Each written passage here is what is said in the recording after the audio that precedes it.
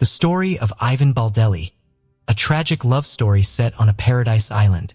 Sometimes, the pursuit of an earthly utopia can lead straight into an inescapable nightmare. Yet, a crucial element in this journey is the choice of a companion. Selecting who to share this pursuit with requires the greatest care, as even those we hold closest can sometimes transform into ruthless tormentors. The relationship between Yvonne Baldelli and Brian Brimmager initially seemed like a fairy tale. Yvonne believed she had found her soulmate and was willing to follow him anywhere. However, her family harbored reservations about Brian from the outset, sensing something amiss. Sadly, their intuition proved to be well-founded. This tragic tale began in 2011, when Yvonne, seemingly blissful and in love, left with Brian for a tropical island.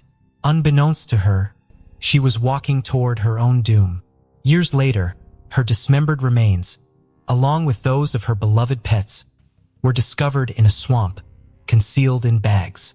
Her family fought tirelessly for justice, a struggle that claimed the life of another family member. Who was Yvonne Baldelli? Born Yvonne Olivia Baldelli, née Fold, on June 30th, 1969, she grew up in a small Southern Californian town, full of life and promise. She was the third and youngest child of Marjorie and James Fold, growing up alongside her older brother Michael and sister Michelle, with whom she shared a particularly close bond from childhood. When Yvonne was 13, her mother passed away after a long illness. A year later, her father remarried to Lillian Faust, and the grown children developed wonderful relationships with their stepmother, a kind and caring woman who loved her husband's children as her own. Yvonne received a solid education and explored several career paths, but her main passion was always fashion design, and she dreamed of turning her hobby into a profitable business. However, luck never seemed to be on her side when it came to her personal life. She was married twice, but both marriages ended in separation.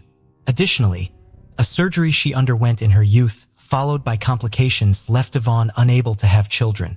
After divorcing her second husband, Kevin Baldelli, in 2007, Yvonne lived alone in her small apartment with her beloved dog, whom she affectionately called her child. She remained in constant contact with her father and sister, calling them almost daily and making an effort to see her family at least once a month. Meeting Brian and the love triangle. In 2009, as Yvonne was preparing to celebrate her 40th birthday, she met a Marine named Brian Brimmager. At that time, he was legally married and raising a young son with his wife.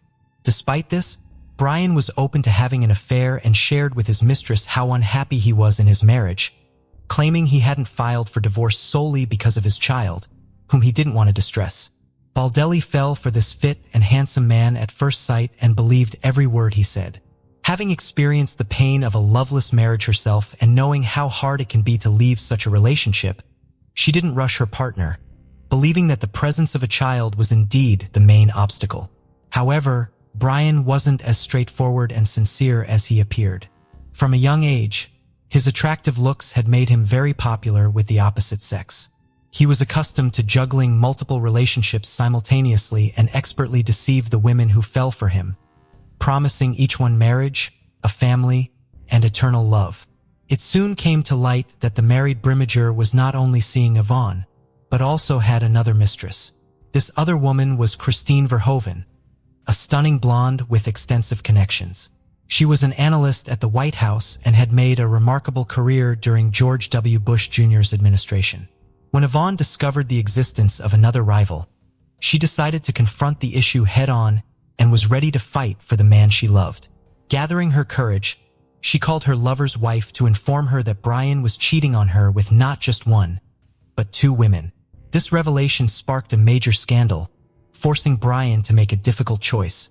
Eventually, he chose Yvonne, though it's possible she pressured him into making this decision. A few months later, Brian officially divorced his wife and moved in with his new love interest. At that time, he was still serving in the Marines but had been contemplating ending his military career for a while. The couple seemed genuinely happy, but Yvonne's relatives remained wary of her new partner, doubting the sincerity of his feelings. Moving to a tropical paradise. In the summer of 2011, Brian began to talk about radically changing his life, leaving the service, moving away from the bustling city, and settling down on the tropical island. Ivan shared his sentiments, supported him in everything, and was ready to follow him wherever and whenever he decided. She believed she had met the most important man in her life and adored him. By September of the same year, the decision was final. The couple chose to move to Panama and settle on the small island of Carnero, a place that could truly be called a paradise. Ivan informed her family just before leaving, so they had no chance to persuade her to reconsider. Yvonne sold her apartment, quit her job, and started packing for the journey. She took only a few bikinis, shorts, tank tops, and her sewing machine, hoping to fulfill her dream of opening a small boutique to create and sell custom outfits to tourists on the new island. In early September, Brian, Yvonne, and her beloved little dog flew to Panama. They spent a couple of days in the country's capital before taking a ferry to Carnero Island, where they rented a house right on the oceanfront. The climate was hot and humid with little temperature variation, attracting a steady flow of tourists throughout the year, primarily diving and surfing enthusiasts. The island was just 1 square kilometer, so one could leisurely walk around it in about an hour. All the infrastructure was located along the coast, while the interior was dense jungle and swampy areas teeming with venomous snakes, spiders, and other wildlife, making it unsafe to venture into. Brian, who had been an excellent guitar player since his youth, brought his instrument with the intention of starting a musical career on the island, performing in entertainment venues. Within a week after moving, he had made connections with several local bar owners, and one of them happily offered him a job. He played in the evenings, entertaining the crowd, but his appreciative audience often bought him drinks as a compliment, leading him to drink heavily almost daily. Yvonne's business also developed very slowly with weak sales and virtually no profit. However, she didn't lose heart. She started working at one of the bars and even adopted a second dog she found on the island and decided to keep. She communicated with her sister Michelle Valenzuela almost daily, sharing everything, but her messages became increasingly shorter and more somber, which worried her family. The first few months on the island seemed like paradise to the couple. Ivan hoped that Brian would propose and they would have a romantic wedding ceremony on the ocean shore. The time passed. Brian didn't rush into marriage and their relationship rapidly deteriorated. The mysterious disappearance. In early December, Michelle stopped receiving messages from Yvonne, which raised her concerns significantly. Then on December 14, 2011, Brian unexpectedly called Michelle, inquiring when he could stop by to pick up his SUV, which he had left in her garage before heading to Panama. This call and question caught Michelle off guard. It meant Brian had returned to the US and wanted to retrieve his vehicle. But where was Yvonne? Why hadn't she come back or even called? In response, Brian claimed he had explained everything in an email sent a few days earlier. He also mentioned that his now ex-girlfriend had supposedly sent her a message explaining the situation. Michelle checked her messages but found nothing, so she turned to her email.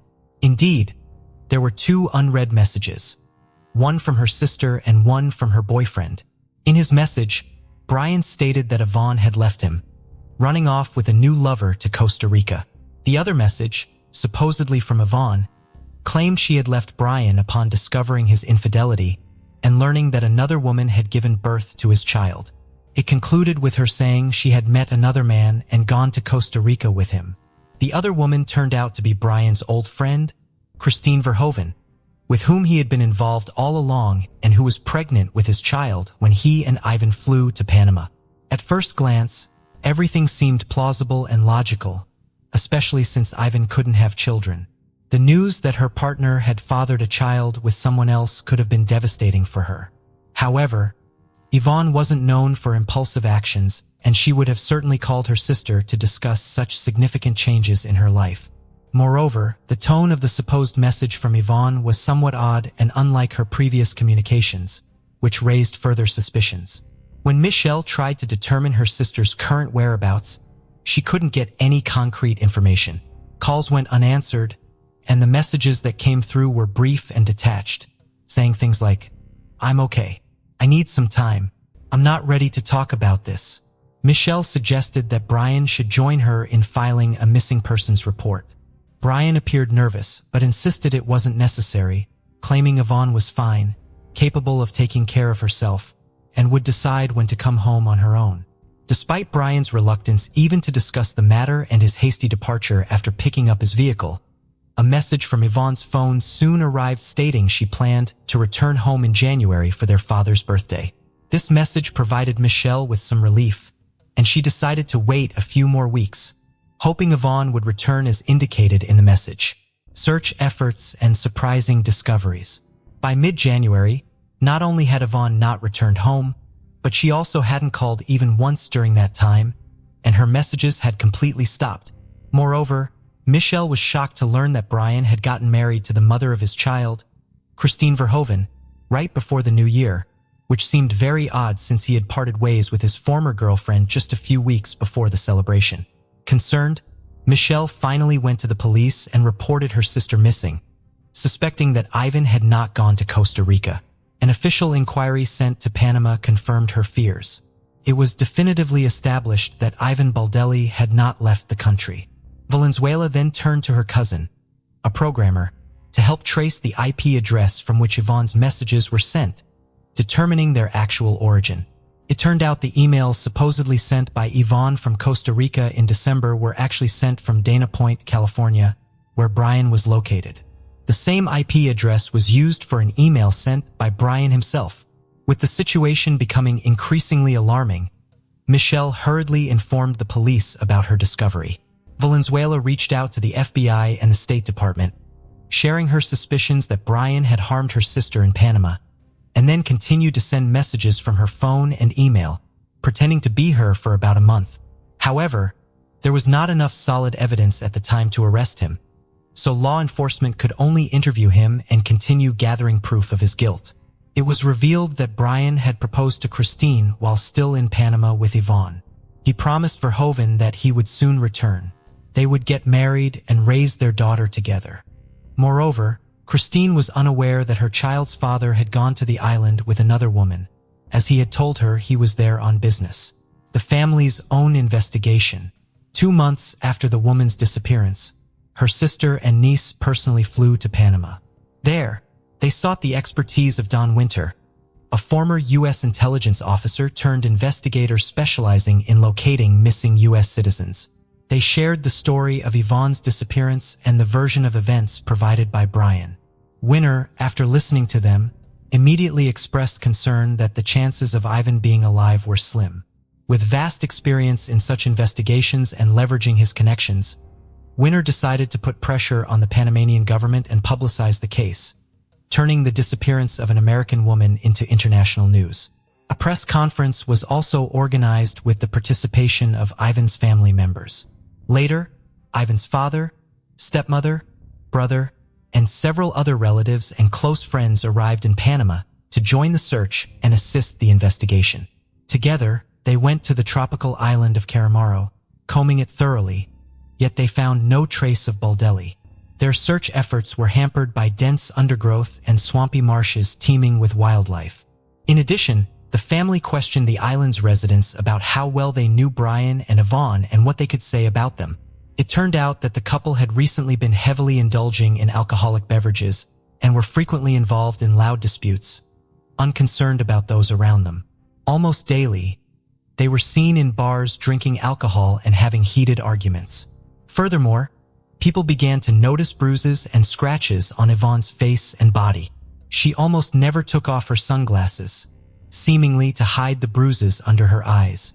The landlord of the house the couple had rented confirmed that neighbors regularly complained about the noise, screams, and cursing coming from their residence. Simultaneously, FBI agents brought a special team of divers to the island to scour the waters around it for any potential evidence or remains of the missing woman. Unfortunately, these searches too did not yield any success. The prime suspect and the first solid evidence. From the outset, Ryan was the prime suspect in the case, but there was nothing concrete to charge him with. He denied any involvement, consistently recounting the same story about his ex-partner running off with another man. It wasn't until September 21, 2012 that Bremiger was finally interrogated, and a search was conducted in his home. At the time, his wife, Christine, was at work while Brian was unemployed, staying at home with their child and indulging in his favorite pastime, playing golf. Initially, he appeared confident, repeating that Ivan had left him after finding out about his child with another woman. However, he became visibly nervous when the police mentioned that the last messages sent in Ivan's name came from his area and expressed interest in examining the laptop found on his table. The seized laptop turned out to belong to Yvonne with messages sent from it after she supposedly fled. A photo of the missing woman with a bruise under her eye was found on the computer, as well as a screenshot of a conversation from November, where Brian and Christine discussed their ongoing affair and shared daughter, presumably how Baldelli learned about them. Moreover, the laptop search history from November 26, 2011 contained queries such as how to clean blood and how to remove blood from a mattress. These pieces of evidence were significant but circumstantial, since neither a body nor a mattress with bloodstains was found.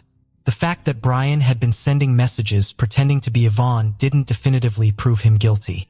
Soon, Don Winter discovered that before leaving Panama, Brianna had sold a machete he owned. In an online conversation with a potential buyer, he joked that he had used the weapon just once to finish off a stripper. The joke was macabre, prompting authorities to track down the new owner of the machete and seize the blade for examination, which initially revealed nothing conclusive. The long-awaited arrest. The police overlooked another crucial detail: Yvonne's bank card, which Brian used after her disappearance. To add credibility to his story, before returning to the States, he decided to make a trip to Costa Rica and use the missing woman's card a couple of times, creating the illusion that she had indeed fled to that country. He paid for his tickets in cash and withdrew money from different locations in San Jose, draining the card before discarding it. However, Brianna failed to consider that he was captured on surveillance cameras at the ATMs. It wasn't until July 2013, a year and a half after the woman's disappearance, that her relatives, armed with all the evidence gathered by the police, FBI agents, and Don Winter, finally managed to secure Brian's arrest. Initially, he was detained on charges of making false statements and obstructing the investigation, as there was nothing more substantial to charge him with at that time. By then, he had become a father for the second time. Christine had given birth to a son just a week before his arrest. Authorities attempted to engage the suspect in a candid conversation, offering him a chance to confess to the crime and disclose the location of the body, but Brian consistently denied any wrongdoing. His lawyer also insisted on the absence of a body or direct evidence, proving Yvonne's demise and Brian's involvement in it. The gruesome discovery in the swamp. Just 2 months after Brianna's arrest, a significant breakthrough occurred in the case. On the island of Caranaro, a worker taking a shortcut wandered into the swampy underbrush and spotted an army backpack barely visible above the water's surface. Driven by curiosity and hoping to find something valuable or useful inside, he looked in the bag only to recoil in horror at the sight of a human skull staring back at him. He immediately reported his find to the police, and responding officers took the backpack for examination. Inside were discarded in a location where it was assumed they would never be found. DNA testing confirmed that the human remains belonged to Yvonne, although limbs were missing. Mythologists also determined that she had been brutally beaten before her demise, with a broken nose, cheekbone, and several missing teeth. The demise of the dogs was probably orchestrated to lend credence to the narrative, as it seemed implausible that she would willingly leave behind her cherished pets on the island, suggesting a scenario where they were eliminated and laid to rest alongside their owner. When the chop marks found on the victim's bones were matched with the blade of the machete, there was no doubt. The body had been dismembered using this weapon, as each blade has its own signature, akin to a person's fingerprints. With this evidence, Brian was formally charged with murder, dismemberment, and concealing a crime. The trial and verdict. In early 2014, Michelle Valenzuela was diagnosed with an advanced stage of aggressive cancer. She had been so consumed by the investigation into her sister's case that she neglected her deteriorating health, postponing visits to the doctor. After undergoing intensive treatment for about 6 months and realizing it was in vain, she decided to dedicate the last months of her life to seeking justice for her sister. In September 2014, when doctors told Michelle she had only a few weeks left, she declared that although she was losing her battle with the disease, she would continue to fight for her sister until her last breath. Choosing to make her testimony in front of Brian, she detailed everything she knew and submitted all their correspondence with Yvonne to the court. She meticulously described Brian's actions after her sister's disappearance and then fainted from weakness. Michelle passed away 3 days later. The prosecution argued that on the evening of November 26th, following another argument with Yvonne, when she discovered Brian's communications with Christine, Brian, in a fit of rage and under the influence of alcohol, assaulted Yvonne and then fatally stabbed her. He then dismembered her body in the bathtub using a machete, also using it to take the live Yvonne's beloved dogs, and placed the remains in his military backpack. The limbs that didn't fit in the bag were dumped in the ocean, dropped off a rocky cliff early in the morning along with the blood-stained mattress. Brian carried the backpack deep into the island and submerged it in a swamp. For the next few weeks, he continued living in the same coastal house, meticulously erasing any evidence of the crime. He told everyone on the island a story about his flighty girlfriend leaving him for a new lover, a story that sounded convincing enough that locals sympathized with Brian. And he even managed to find a new girlfriend, Nicole Powell, who comforted him for a few weeks until his departure to the U.S. However, at the trial, Nicole testified against Brian, accusing him of lying and cruelty. Faced with irrefutable evidence, Brian was forced to admit his guilt, but insisted that it was self-defense, claiming Yvonne had first attacked him with a knife, which he then used against her. He claimed all subsequent actions were carried out in the state of shock, asserting he didn't remember dismembering and packing the body, taking the lives of the dogs, and so forth. However, his internet searches and attempts to eliminate evidence spoke to his full awareness and attempts to fabricate a story to justify Yvonne's absence. In the spring of 2016, Brian was found guilty of manslaughter and sentenced to only 26 years in prison with the possibility of parole in 2035. His service in the Marines was considered during sentencing, allowing him to avoid a life sentence. Lastly, Brian's wife, Christine Verhoeven, stated she still believed in her husband's innocence and would support him no matter what. Andrea Nabel, a 37-year-old single mother of two, lived in Louisville, Kentucky. A graduate of the University of Louisville, she had been working as an analyst for Humana, an insurance company, but was laid off shortly before the summer of 2019. Adding to her struggles, her car was recently totaled in a hit-and-run accident. On the night of August 13, 2019, around 1 a.m., Andrea left her sister's home in Louisville's Audubon Park neighborhood after a family argument. Distressed, she made several phone calls between 1:30 and 2 a.m., attempting to arrange a ride. Shortly thereafter, she was seen walking along the 4,000 block of Finn Castle Road. Since that night, Andrea has neither been seen nor heard from, and her cell phone activity ceased entirely. Investigators discovered that several security cameras in the vicinity of her last known location were not functioning, complicating efforts to uncover what happened to her. Andrea's family has been dedicated to the search for her, putting up flyers and going door to door looking for potential witnesses. In addition to her family's efforts, a massive volunteer effort has been made in Andrea's case, in part due to her own efforts to help locate missing individuals. Andrea was a member of Missing in America, an organization of volunteers that helps look for individuals who have gone missing. She was an active participant in a search in Ohio just 5 months before she herself went missing. According to Nancy Schaefer-Smith, the founder of Missing in America, Andrea is the first member of the organization to go missing.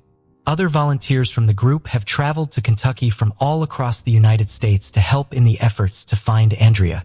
In addition to Andrea's fellow volunteers from Missing in America, volunteers from the Louisville community have also participated in several organized searches for her. There have been several reported sightings of her in the greater Louisville area that have caused the locations of these searches to shift. The most recent of these potential sightings, as of the making of this video, came on October 1st, 2019, when police in Clarksville, Indiana, just across the Ohio River from Louisville, announced that there had been an unconfirmed sighting of Andrea in their town. This sighting, along with all the other potential sightings of Andrea since August 13th, has not been confirmed. Due to Andrea's work with Missing in America, her family does not believe that she would willingly disappear. She was aware of how much heartache it would cause her loved ones and of how much effort volunteers would put into looking for her. Furthermore, they argue that she could not stand to be away from her sons for this length of time. The search effort for Andrea remains active, but her disappearance remains unsolved. Michael Mcclan grew up in Stamford, Connecticut, and graduated from Stamford High School in 2008. Around 2012, he moved to Manchester, New Hampshire to attend Kesara College. He graduated with a degree in criminal justice and decided to remain in New Hampshire. In 2019, the 29-year-old was living in Manchester and working for Easter Seals, a non-profit organization. On Saturday, April 20th, Michael went out to the Tropical Lounge, a nightclub in Nashua, New Hampshire, with two of his friends. In the early morning hours of April 21st, two women got into a verbal altercation inside of the club. The situation escalated after the two women went outside of the club at closing time. Michael stepped in to try to break up the altercation. Michael was not directly involved in the disagreement, but he had tried to break up a fight he witnessed at least once before. According to his family, this kind of behavior was very much in line with Michael's good-natured personality. Michael did appear to at least know one of the women involved in the altercation and had danced with her earlier in the evening. Due to the altercation, the police were called to the club's parking lot. When they arrived, the crowd scattered. At this point, Michael was separated from his friends. They looked for Michael for 45 minutes. Michael did not answer their phone calls, and his car was still parked on Orange Street, less than a mile from the club where he had left it earlier in the evening. Michael's friends then left to return to Manchester without him. Michael's best friend and roommate, Ben Harris, was not at the apartment he shared with Michael that weekend. He had gone to Boston to celebrate Easter with his family. He, therefore, was not there to notice that Michael never arrived home after his night out. He did notice when Michael never came home Sunday night. Michael's family took notice when he did not return phone calls from his mother and grandmother on Easter Sunday.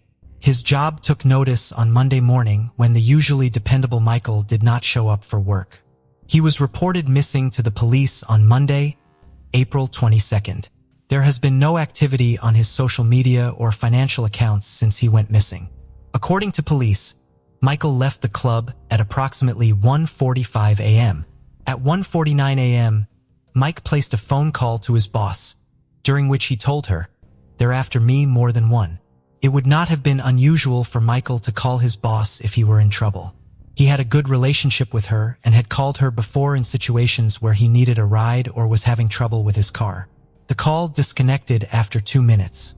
Michael's boss immediately tried calling him back, but Michael did not answer. She sent him texts at 154 and 218, but he did not respond to either of them. She made one more attempt to call him at 2:25, but he again did not answer the phone. While Michael was not replying to his boss, his phone was sending out texts during this time. He sent a series of texts to one of his neighbors, but not all of them make sense. Michael's father believes that it is possible that at least some of these texts were the result of the text-to-speech function on Michael's phone, meaning that Michael did not mean to send the texts, but his phone transcribed words or sounds it recorded him saying. Eldridge is the name of a small side street not far from the Tropical Lounge that Michael may have run down while trying to get away from the individuals who were chasing him. But by the time he sent the text referencing it, he would most likely not have been near that street because other evidence places him at a different location. The last text message Michael received on his phone came in at 2:27 a.m. and the phone was last pinged at 2:30 a.m. At this time, the phone was at a McDonald's on East Hollis Street, less than half a mile down the street from the Tropical Lounge. The police were able to confirm that Michael was actually at the restaurant through witness statements from McDonald's employees and an acquaintance of Michael's who saw him there. Police could not track Michael's movements using his phone past 2:30 a.m., most likely because his battery had died. Surveillance footage next shows Michael at a Speedway gas station further down East Hollis Street. Inside the gas station, Michael asked if he could use their phone. It is unclear if he actually made a call there. Michael's father went to speak with the employee who had been working at the gas station that night, but he was not able to follow basic conversation or provide coherent answers to questions. Mr. Mcclan believed the employee had some sort of substance abuse problem. The last known footage of Michael was taken at 3:30 a.m. The last known footage of Michael was taken at 3:30 a.m. Michael was picked up by multiple cameras at the residences at Riverfront Landing, a new condo complex on Bancroft Street, a side street off of East Hollis, further east from the Speedway and McDonald's. The last time Michael is seen on video, he was exiting the complex. Michael being there confirms that he was continuing to head east on Hollis Street. It is unclear why Michael went off the main road and into the condo complex. If he had stayed on Hollis, he would have had to go over a bridge, but the bridge did have a sidewalk and lighting, so he could have done so. Michael's father believes that his son may have walked into the complex to try to trick someone following him into thinking that he lived in the complex and was going inside his residence. The Nashua police claim that no one was following Michael that night, but his parents are not fully convinced of this. The fact that Michael told his boss that he was being chased right after leaving the club seems to indicate that he ran into trouble there. An ex-boyfriend of the woman Michael had been dancing with had reportedly been at the Tropical Lounge that night, providing a potential motive for someone to go after Michael. Given the fact that Michael was last seen on surveillance footage near a river, there is a possibility that he accidentally fell into the water, but this seems unlikely. There were multiple obstacles between where Michael was last seen and the river, including a dry well and a wooded area. Furthermore, Michael would have had to go up a grassy hill, slick from recent rain, in order to go towards the water. From there is a section of river rock and then a section of small boulders that Michael would have had to get over in order to get into the water.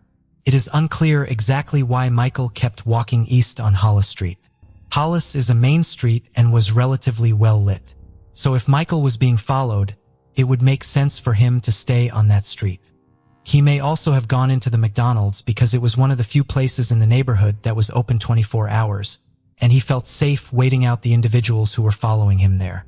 It is unclear why he did not call his friends to come meet him and why he continued east when his phone died and he needed to make a call. My personal theory is that Michael mistakenly believed that he was walking back to his car, even though in reality he was walking away from it. To get from where Michael parked his car on Orange Street to the Tropical Lounge, he had to cross a bridge over the Nashua River. Michael was not familiar with Nashua and had not spent a lot of time there. I believe it is possible that Michael may have asked someone on the street or at the McDonald's or in the Speedway for directions on how to get to the bridge, not knowing that was more than one bridge nearby. This theoretical person may have told Michael to keep going east on Hollis, where there was another bridge going over the Merrimack River, assuming that this was the bridge Michael was asking about. It was near this bridge that Michael was last seen on surveillance footage. No one has ever come forward saying that they had such a conversation with Michael. This is purely a theory on my part. I believe it explains why Michael was not trying to get a hold of the friends he had been at the club with while he still had power on his phone. He believed that he was close to his vehicle, which meant that he believed he was close to safety and his means to get home. While this theory may explain some of Michael's behavior during the early morning hours of Easter Sunday, 2019, it does not explain what happened to him after he walked out of the condo complex on Bancroft Street. That mystery still remains despite the best efforts of Michael's dedicated family. 70-year-old Jean Johnson lived in a remote area of Capitan, New Mexico. The grandmother of two had moved there from Ruidoso, New Mexico, where the rest of her family lived, around the time her husband passed away. She wore some of her late husband's ashes around her neck in a clear pendant and still wore her wedding band in 2019, even though her husband had passed away almost 8 years prior. She resisted her daughter Heidi's attempts to get her to start dating again. Jean and Heidi were very close and normally spoke on the phone at least 3 times a day. On Sunday, May 26, 2019, Jean sent Heidi a picture of a dog she was taking care of for a friend. This will be the last communication Heidi received from her mother. Heidi had a busy workday on Monday 27th, so she did not get a chance to try to call her mother until the early evening. Jean did not answer. Heidi tried calling again on Tuesday, but Jean still did not pick up the phone, which was unusual. Heidi was becoming concerned, and these concerns were validated shortly after her Tuesday call to her mother, when she received a phone call from the friend Jean had been dog-sitting for. Jean and her friend had planned for Jean to drop the dog off at the friend's house on Monday, the day they returned from their trip. Jean had not shown up to bring back the dog. Heidi drove half an hour to her mother's home. The gate at the beginning of the long driveway was locked, and Jean's car was in the driveway. Her cell phone and purse were locked inside of it. The one real sign of trouble was the fact that the front door of the house was slightly open. The dog Jean had been watching was still inside the house. It had several accidents in the house, indicating that it had not been let outside in some time. According to Heidi, Jean loved this dog and would not have left it on its own for such a long time willingly. Only one item in Jean's home seemed out of place. It was initially believed that Jean's .357 pistol was missing because it was not in her hope chest where it was normally kept. However, it was found inside of a pouch on top of a pile of laundry. Jean had packed up the laundry to take it to Heidi's house that week. According to Heidi, Jean did not use the pistol recreationally and only had it for protection. She would only have taken it out if she thought there was a mountain lion too close to her property, or if someone had shown up at her house and she had reason to fear them. Police searched Jean's 10-acre property with the aid of helicopters, drones, and tracking dogs. They found nothing and had to expand their search area. Still, they found no sign of Jean. Heidi has organized several of her own searches with volunteers on ATVs and horseback covering large tracts of remote land. Desperate for any possible leads, Heidi has also consulted several psychics for help. They have all told her that her mother is no longer alive. Despite the lack of new information in her mother's case, Heidi continues her efforts to find her. Her next large-scale search for Jean is scheduled for October 26th. Kesara Stops Pretty Places, born on August 14, 2001, was a compassionate and vibrant young woman from Montana, with ties to the Crow and Northern Cheyenne nations. Known for her athleticism, Kesara excelled in basketball, football, cross-country running, and wrestling. During her teenage years at Hardin High School, she participated in plays, sang in the choir, and was admired for her kindness and love for animals, often caring for strays. Kesara dreamed of becoming a performer, pursuing acting and singing with determination, but her bright future was tragically cut short shortly after her 18th birthday.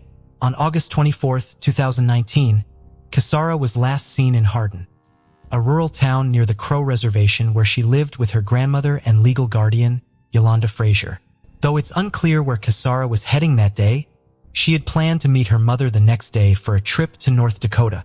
When Kesara failed to show up and stopped responding to texts, calls, and social media, a significant red flag, her family grew increasingly concerned.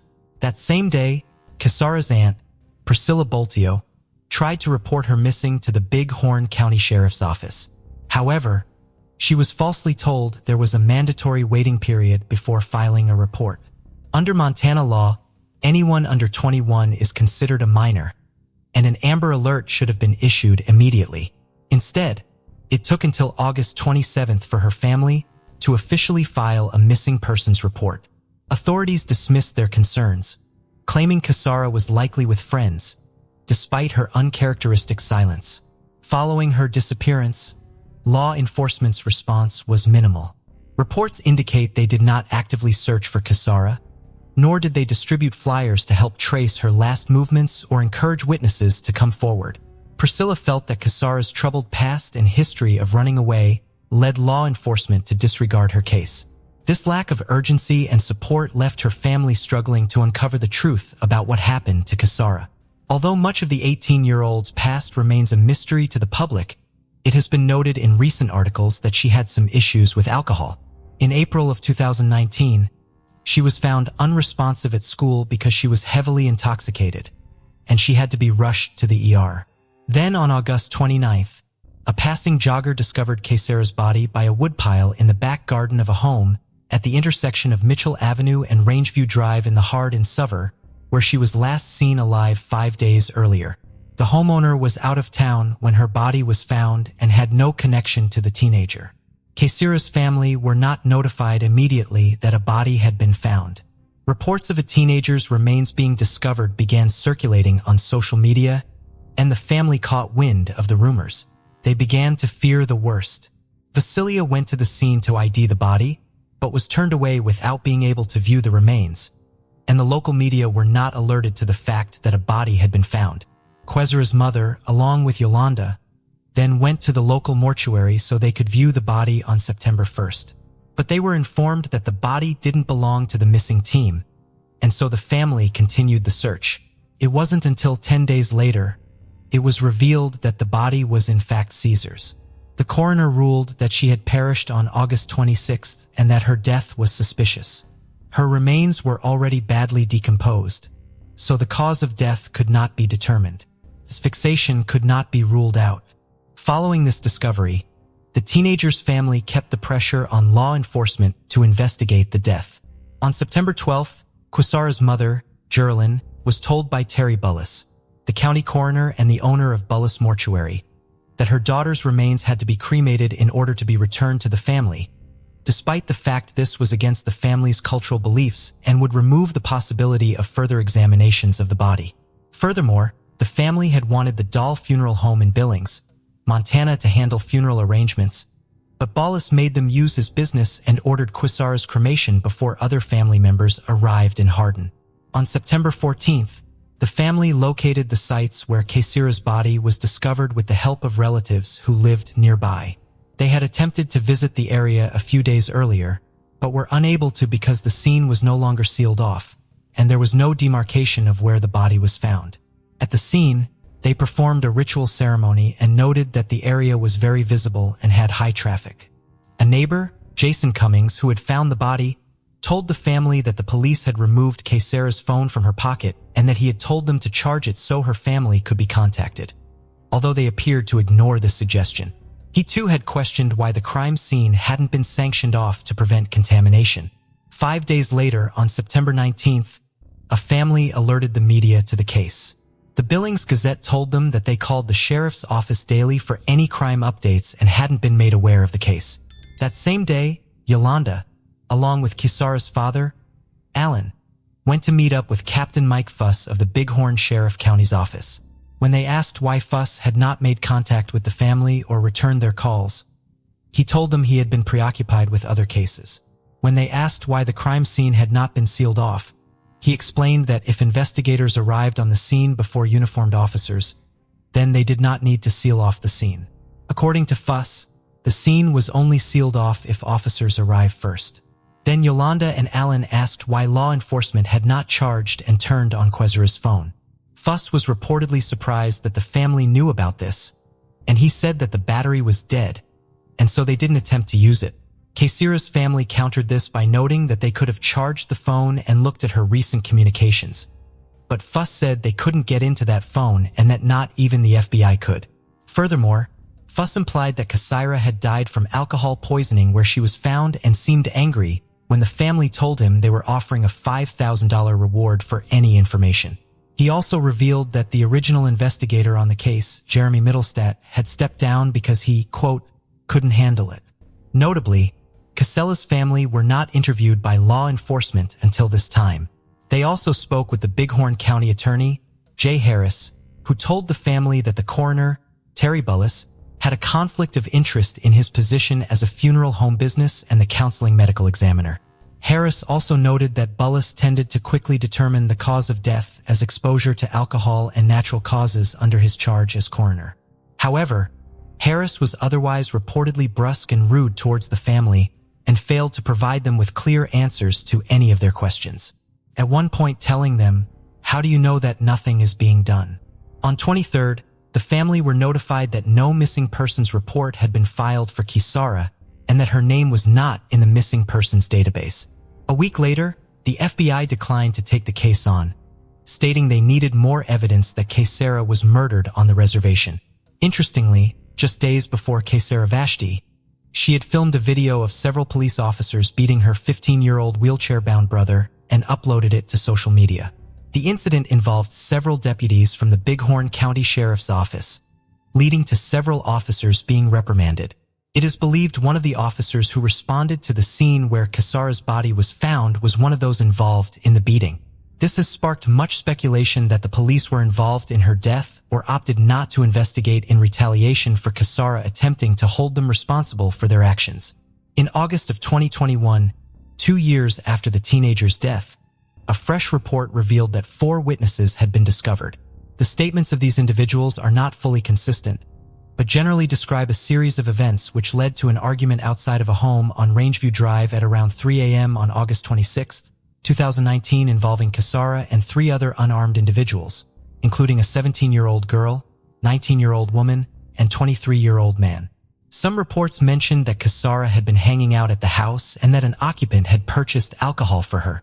Reportedly, her blood alcohol level at the time of her demise was not 0.149.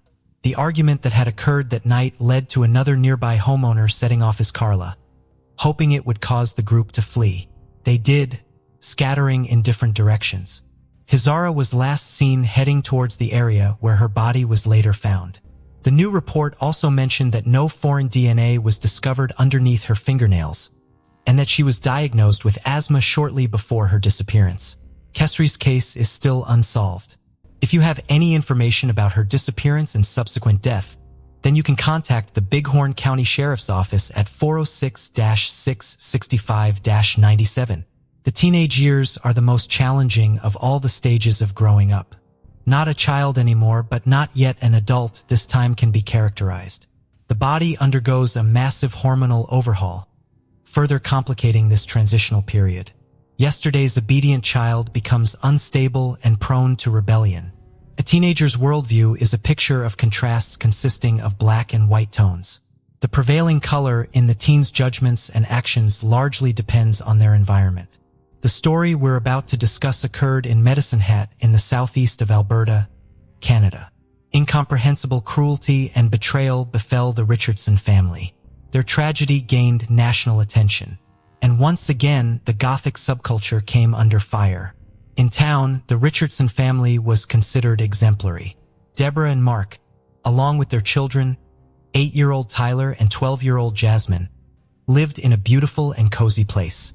Like all Canadians, they were very hospitable and sociable. Their home was often filled with guests, and the atmosphere was built on principles of love and respect. Everything was going well until the eldest daughter entered puberty. The once calm girl changed beyond recognition.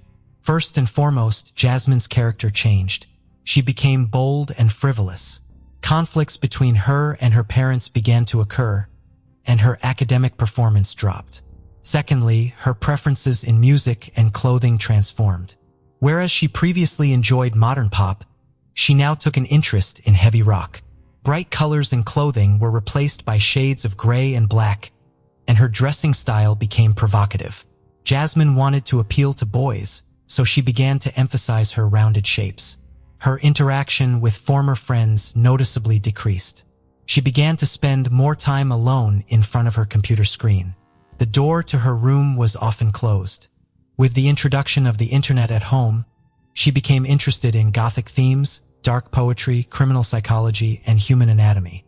Miss Richardson even identified herself as a witch preaching the Wiccan religion. For this purpose, she visited various websites of similar nature, where she found a circle of friends who shared her interests. "Welcome to my tragic world," was the greeting on her social media page. It seemed like a typical adolescence, spiced with excessive dramatism and mysticism. However, the girl became more and more detached from her family. In her profile, she listed a fictitious name and age of 15. She liked older interlocutors, wanting to match them. Her parents tried to support their daughter during this difficult period, suggesting spending time together. They looked for common ground activities. However, she found this uninteresting. Jasmine considered her younger brother to be an annoying nuisance. Thus, she spoke to him less and less. Yet, she could spend hours on end at the computer talking to strangers. Deborah and Mark understood that this state was temporary. She would grow up, become wiser. Therefore, they were quite tolerant of her new hobbies. One day, Jasmine told them she would like to go to a concert of a punk rock band. Her parents agreed. If only they knew what this outing would lead to. Early 2006, Jasmine Richardson went to a concert of a local youth band pursuing her own interests. Knowing he would be there, Jeremy Steinke, the boy who had been stirring her heart for months. He too was fascinated by Gothic culture. They met on a vampire enthusiast's website where they occasionally communicated. Jeremy portrayed himself as a 300-year-old werewolf thirsting for blood. To prove it, he wore a vial of blood around his neck, though it was unclear whether the fluid was of human or animal origin. Nonetheless, the boy clearly considered himself special, which Jasmine found very appealing. Meeting at the concert, the young people grew even fonder of each other. Eventually, Steinke asked her out and she joyfully accepted. All would be fine except Jeremy was 23 years old. The couple knew her parents would disapprove of their relationship, so they kept it a secret. Moreover, his troubled past would hardly endear him to them. The young man was poor and lived in a trailer with his mother and sister. His relationship with his mother was strained due to her excessive drinking. Jeremy had endured her constant stream of volatile partners who often beat him in their drunken rages. As a result, by the age of 13, he was struggling academically and had a fragile psyche. Once unable to bear such a life, Steinke attempted to hang himself but was fortunately stopped in time. Afterward, doctors diagnosed him with depression and hyperactivity. Bullied at school, he decided to stop attending. Over time, Jeremy fancied himself immortal and began frequenting websites of similar themes. His online profile was filled with topics like pain, self-harm, blood, and razor blades. No one knew about the couple's forbidden relationship except their friends, who found their love, to say the least, peculiar. Their communication would have remained a secret had the Richardsons not started monitoring their daughter's excessive internet use. Deborah and Mark discovered Jasmine was corresponding with strangers, alarming them as any parent would. Therefore, they decided to remove the computer from the girl's reach. Moreover, they were shocked to learn she had fallen for an adult man with dubious interests. His very nickname, Soul Eater, spoke volumes. Thus, Jasmine and Jeremy's relationship became forbidden. To help their daughter break free from this destructive relationship, Deborah and Mark sought a psychologist's help. They sincerely believed that counseling would benefit their parent-child relationship. To their delight, it did. Jasmine showed compliance and seemed to be returning to a normal life. Promising that it was all in the past, she got her computer back. This became the Richardsons' last fateful decision leading to their demise. Saturday, April 22, 2006. Preparing for bed, Mrs. Richardson heard a noise in the basement. Rats again, she thought. Descending, she turned on the light and saw a person in a ski mask. He stood opposite her, looking at her. Startled, she screamed. The stranger rushed at her, covering her mouth. His efforts were in vain. Deborah struggled and screamed louder. He stepped back, drew a knife, and stabbed her in the chest, then again and again. Hearing his wife's screams, Mark rushed down, grabbing the first thing he could find, a screwdriver. He had been fixing an outlet that day and by sheer chance left the tool out. Entering the basement, he was met with a horrific scene. His wife lying in a pool of blood and someone standing next to her. Mark immediately attacked the intruder but received a stab wound to the stomach followed by more stabs. As the searing pain subsided and his eyes began to close, Mr. Richardson quietly asked, "Why?" "Because your daughter wished it," the attacker replied.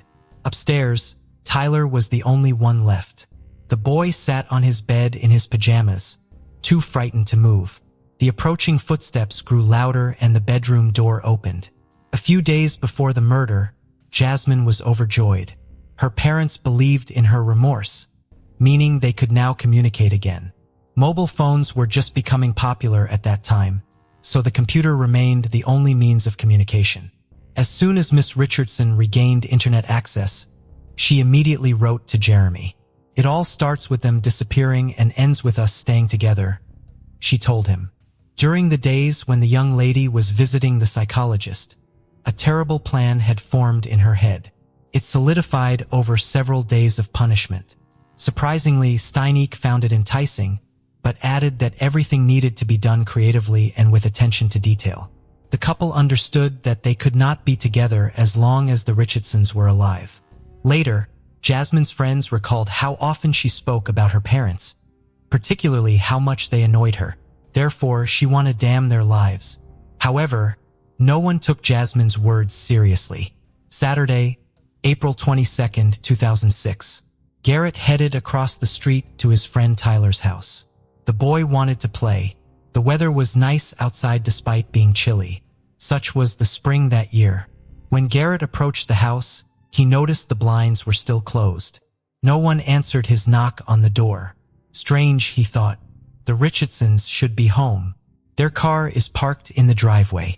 Hoping to see someone, the child curiously peeked into the living room window, but saw no one. Then, Garrett decided to walk around to the back of the basement, where he often played with Tyler. Peeking through the window, he saw something strange on the floor. It appeared to be two silhouettes in a pool of blood. The boy informed his mother. Skeptical, she decided to check on the family across the street. They approached the house together.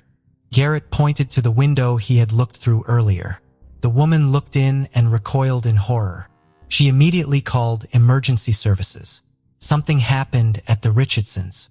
They seemed to be lying in the basement floor, all in blood, the neighbor reported. The police arrived promptly. Breaking down the front door, they descended to where Garrett and his mother had seen something. Entering the dark basement, the officers had difficulty recognizing the people lying on the ground. Their bodies were mutilated and bloodied, but there was no doubt. It was Mark and Deborah Richardson, and they were deceased. Blood was everywhere, on the floor, walls, even the ceiling. A bloody mess. No other way to describe what was before them. Later, the police searched the house. In the upstairs children's room, they found a small child. The boy lay in bed among toys, splattered with blood with visible knife wounds. The child's throat had been deeply cut. Medicine Hat had never seen such horror. One officer said, "It will take me decades to forget what I saw today." After the house was searched, the police realized one family member was missing. The Richardsons' eldest daughter was gone. Officers worried she might be in danger. Everything indicated the attack occurred in the basement and the child's room. The rest of the house was undisturbed, and at first glance, nothing was missing. The state of the body suggested the crime occurred the previous night. Apparently, the perpetrator broke into the house and attacked the boy and his parents. Then what happened to Jasmine, and where was she? The police began to construct theories about what had happened. Perhaps by some stroke of luck, the girl was somewhere outside the home, safe, or the perpetrator had abducted her and was now harming her. Or maybe a ransom demand from relatives would come with time. However, as time passed, there were no clear answers. Soon, detectives turned to the media requesting help in the search for the missing girl. They hoped Jasmine would make contact or someone would provide valuable information. Meanwhile, the investigation into the crime continued. Investigators interviewed relatives, friends, and colleagues about all aspects of the slain family's life. Did they have any adversaries or enemies capable of such a heinous act? However, the more the investigation progressed, the clearer it became. There was no reason to wish death upon anyone in the Richardson family. They were truly wonderful people, faithful spouses, and loving parents, except for the eldest daughter. Officers learned that the girl had been causing quite a bit of trouble lately. Therefore, the tone of media announcements changed. This time, the investigation wanted to locate a person of interest. It was entirely possible that the girl knew details about the crime, or she might have been involved in it. Considering the suspect's age, the media could no longer publish her real name as per Canadian law. Thus, news agencies began to refer to Jasmine Richardson as JR. After it became known about her relationship with Jeremy Steinke, the couple was declared wanted. Initially, the search for the young lovers began among their friends and acquaintances, thinking they might be hiding out with them. However, this lead proved to be a dead end for the police, but they did uncover something intriguing. A few hours after the crime, the young couple was spotted at a restaurant and at a party hosted by an acquaintance. Someone from their circle of friends mentioned that Jasmine appeared unchanged. There was no indication she had been abducted or was in a state of shock. She was drinking and having fun. When friends asked how they managed to escape from her parents, Jasmine laughed. "Jeremy and I just took care of them." "Yes," the boy agreed. "I carved them up like fish." The party guests laughed, thinking it a grim joke, unaware that the statement was true. The involvement in the crime was also confirmed by a comic found in Jasmine's school locker, where she detailed how she would deal with each of her family members, with her boyfriend as her accomplice. Photos of the suspects were distributed widely. It was only a matter of time before a citizen would step forward with information about their whereabouts. Soon enough, information came in. The couple was spotted in the community of Leader, Saskatchewan, approximately 130 kilometers from Medicine Hat. Caught off guard, Jasmine Richardson and Jeremy Steinko were found sleeping peacefully in a pickup truck. Without resistance, they were taken to the police station. Naturally, the couple was interrogated separately, starting with Jasmine. She shared that she was deeply in love with Steinka, and he reciprocated her feelings. However, the difference in age and social status was a barrier between them. According to Jasmine, the Richardsons would never have accepted their relationship. Therefore, Jeremy committed the ultimate act of love. He ended her parents' lives, providing them the chance to be together. When detectives asked if Jasmine was involved in the crime, she said, "I wasn't home when the crimes occurred. I didn't know about what had happened after I found out I accepted it. I loved Jeremy very much, so I ran away with him." Detectives needed to determine who was the main instigator since breaking the suspects proved difficult. The investigation used a cunning strategy. They placed an informant in the cell with Jeremy, who skillfully extracted details that contradicted Jasmine's statements. Jeremy confessed to the informant that the plan to end her parents' lives was Jasmine's idea. Initially, he was not supportive, but agreed after they discovered the forbidden love and took away her computer. "I took care of Deborah and Mark Richardson, and Jasmine took care of her younger brother herself. She literally begged me to leave Tyler for her, though I was glad to settle scores with all of them," Jeremy cruelly revealed. After this confession, investigators confronted Miss Richardson with the recording. She had no choice but to confess to everything, admitting she stabbed her younger brother out of mercy, not wanting to leave him an orphan. Later, the couple shared their social media profiles and passwords with the investigation, which began to examine their correspondence. They had sent each other thousands of messages confirming Jeremy's statements. Jasmine indeed conceived the plan on her own.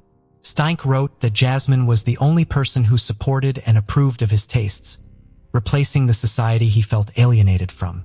Fearing he would lose her, he helped realize the dreadful idea. "I want to slit their throats. They will regret what they've done, especially when I make sure they're gone. They'll pay for the insults. Finally, there will be silence. Their blood will be the payment." Jeremy supported his beloved. His friends also reported that just a few hours before the attack, they watched the 1994 film Natural Born Killers, which portrays a couple committing 9 heinous murders. This story inspired their friend, who said he wanted to enact a similar plan with his girlfriend. "I think it's the best love story of all time," Steinke said. With sufficient evidence at hand, the suspects were charged with 3 counts of homicide. The detectives pieced together the confessions of the accused, witness testimonies, and other case evidence to form a clear picture of the crime. Before the act, Jeremy was intoxicated. Jasmine let him into the house and guided him to the basement, where he attacked her mother. Deborah was the first to die, suffering 12 stab wounds across her body. The deepest wound pierced her chest, reaching 12 centimeters deep and striking her heart. In a rage, Jeremy mercilessly continued his assault on Mark, who sustained 24 wounds, 9 of which were in the back. Like his wife, the family patriarch bled out on the basement floor. Tyler Richardson was the last to die. While Steinke was dealing with the parents downstairs, Jasmine inflicted 5 stab wounds on her younger brother upstairs. After Jeremy finished, he went upstairs to help his girlfriend with the child, coldly slashing the boy's throat as if carving a pumpkin. Afterward, Jeremy went home to wash off the blood, while Jasmine caught a taxi to a restaurant where the couple had agreed to meet. After discussing the night's events, they headed to a party. A friend of Jeremy's, Casey Lancaster, helped them dispose of the evidence and reach Saskatchewan. Words fail to describe the horror they created. The couple embarked on their murderous spree with such ease and nonchalance as if driven by some otherworldly force. It is shocking that during interrogations and their time in custody, not a word of regret or remorse was uttered for their actions. While detained, they wrote letters to each other calling themselves legends and immortals. In one letter, Steinke proposed to Richardson, who joyfully accepted. Then, unexpectedly, their mad love began to fade like last year's snow. During the trial, they shifted the blame onto each other. In June 2007, Jasmine Richardson was the first to stand trial. She pleaded not guilty, claiming to have been in a zombie-like state and unable to act while Jeremy was killing her family. She also claimed she only wounded her younger brother, and it was Steinke who delivered the fatal blow. Jasmine insisted that their discussions about ending her parents' lives were purely hypothetical, but they appealed to Jeremy so much that he compelled her to turn them into reality. Under 3 counts of homicide, Miss Richardson was sentenced to just 10 years in prison, thanks to the nuances of Canadian juvenile criminal justice law, which states that individuals under 14 cannot be sentenced to more than 10 years of imprisonment. The sentence was aimed more at rehabilitating and restoring the girl's psyche than punishing her. In 2008, Jeremy Steinke's trial commenced. He insisted he had no initial intention of ending the lives of his girlfriend's parents. However, once discovered in the basement, he felt compelled to attack.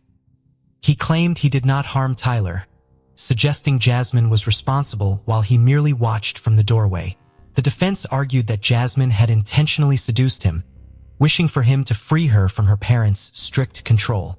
Some friends testified that Jeremy had sought their help with the act, driven by his fear of losing Jasmine to the extent of being willing to do anything.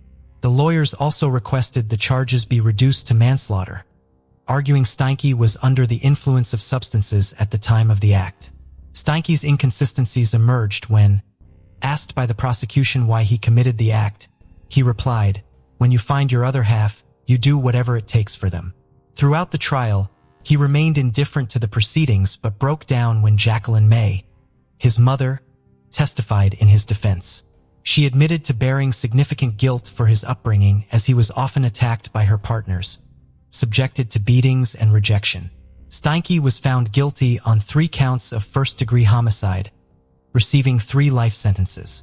He would be eligible for parole no earlier than 25 years later, in 2033. Charges of complicity in the act against Casey Lancaster were dropped. In Medicine Hat Court, she was found guilty of obstruction of justice, sentenced to a year of house arrest, and prohibited from consuming drugs and alcohol. While in custody, Jeremy Steinke changed his name to Jackson May. Jasmine Richardson's 10-year sentence included 4 years in a psychiatric facility where she was diagnosed with conduct disorder and oppositional defiant disorder, indicative of a refusal to follow rules and socially unacceptable behavior, typically more associated with children than adults. This underscored her psychological immaturity and instability during her relationship with Steinke. In her final years under conditional community supervision and attending special programs, medical professionals reported her genuine remorse. After serving her full sentence, she was released in 2016.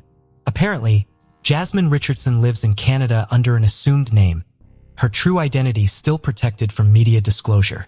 Her return sparked significant public debate, with some arguing she deserved a second chance, while others believed she warranted a harsher penalty. Nonetheless, the residents of Medicine Hat would prefer not to have Miss Richardson as their neighbor again, given the brutality of her crime. Whether Jasmine has truly changed after spending her formative years in detention remains to be seen. Time will tell. Brian Worley, a 39-year-old Atlanta, Georgia resident, shared a home with his partner of 13 years, Jeff Ralston. In addition to their city life, Brian and Jeff owned a farm 2 hours north of Atlanta, where they had built a barn together. Brian was one of 10 children and had a close bond with his siblings. A devoted uncle, he cherished his many nieces and nephews. On September 21, 2009, Brian traveled to his parents' home in Carrollton, Georgia, intending to spend a few days with his family before assisting his mother with financial matters at an appointment scheduled for September 24th. Normally a 1-hour drive, the trip took nearly 5 hours due to significant flooding in the area, leaving Brian frustrated with the delay. While visiting, he spent time studying maps to find alternate routes for his return trip home. During his visit, Brian spent September 23rd doing yard work for his mother, stopping later to grab a meal at Taco Bell. Around 3 p.m., he spoke with one of his nieces on the phone.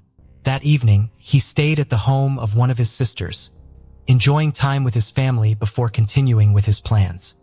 He spoke to Jeff on the phone around 9:30 p.m. while he was still there. Brian then returned to his parents' home where he was staying and called Jeff one more time to discuss an upcoming trip they were taking to visit another one of Brian's sisters in Florida. The following morning, Brian failed to show up for the appointment at the Carroll County Probate Court that he had come to town to attend. Records showed that Brian paid a Carrollton water bill at 3:17 that afternoon, but his family does not believe that this happened on the date and time in the city's records. While the water company maintains that this record is correct, when shown a picture of Brian, none of the people working there who would have accepted the payment recognized him. Brian's car, a blue 1992 Buick LeSabre, was missing from his parents' home, but his cell phone, money, medication, and clothing were all left there. According to Brian's family, he was in good health overall. However, Brian did have a pacemaker, which meant that a medical emergency could not immediately be eliminated as the reason behind his disappearance. Brian's family tried to report him missing to the Carrollton Police Department on Friday, September 25th, but police would not take the report, believing that Brian had gone somewhere on his own accord, purposely leaving his cell phone behind. They finally took the report the next day, and on Monday, September 28th, investigator Tony Johnson was assigned to Brian's case. When police checked Brian's cell phone and computer, they found nothing that aided in their investigation. In addition to the police investigation, Brian's family also mobilized to help look for him, creating a Facebook event and posting flyers to help spread the word about Brian's disappearance and ask for information. One of Brian's parents' neighbors came forward saying that they had seen Brian working in his parents' carport at 2 in the morning on Thursday 24th. This made the neighbor the last known person to see Brian. Brian suffered from insomnia and kept an unusual sleep schedule, so his being awake at 2 a.m. was not cause for concern. The neighbor also reported that when they left for work 6.5 hours after seeing Brian in the carport, his car was gone. For the first few weeks following Brian's disappearance, the theories that Brian had a medical emergency while driving or had driven off a remote road while researching alternate routes back to Atlanta were still on the table. However, several weeks after Brian was last seen, new information indicated that someone else had been involved in his disappearance. On December 2nd, Brian's car was found parked near the intersection of Judson Lane and North Chamberlain Avenue in Chattanooga, Tennessee. His Georgia license plate had been replaced with a stolen Tennessee plate. The keys to the car were in its ignition. Inside the car were the book Brian had been reading at the time of his disappearance and the receipt from his visit to Taco Bell on September 23rd. The container of change Brian kept in the car was still in the car's console. Police were able to determine that Brian's car had been parked there for approximately a month. An individual who worked on cars lived nearby, so neighbors were accustomed to seeing different cars parked in that area for extended periods of time. After the car was connected to the missing persons case, a witness came forward saying that they had seen a tall, thin African-American man walking away from the car after parking it in the spot where it had been found. Forensic examination of the vehicle did not produce any new leads. Brian's case has had little movement since the discovery of his car, despite the best efforts of police and Brian's family. There has been no activity on any of Brian's financial accounts since his disappearance. Due to the fact that Brian's car was apparently abandoned by someone other than himself, authorities suspect foul play in the case. In December of 2008, Clinton Cryer realized that he had not heard from his older sister, 44-year-old Tavita Hobs, in several months. Growing up, the siblings had been very close, with Tavita always looking out for her younger brother. When Tavita enlisted in the Navy in 1982 and began having to regularly move around the country, it limited the amount of time she could spend with her family. But she still spoke with them on the phone as frequently as she could.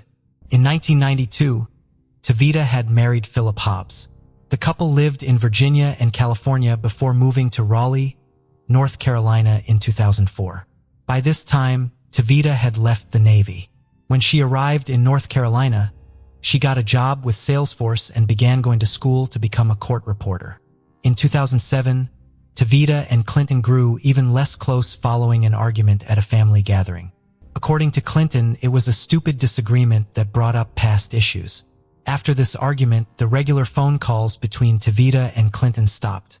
They still did speak on the phone periodically though, so Clinton was concerned when several months passed without a word from his sister at the end of 2008.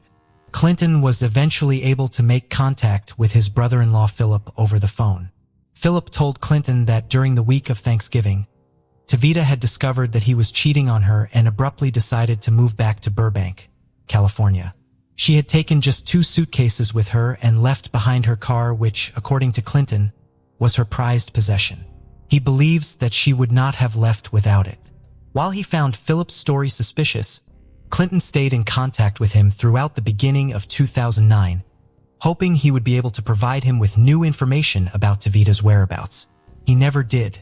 Philip Hobs never filed a missing persons report for his wife, so Clinton eventually reported her missing to the Wake County Sheriff's Office in October of 2009.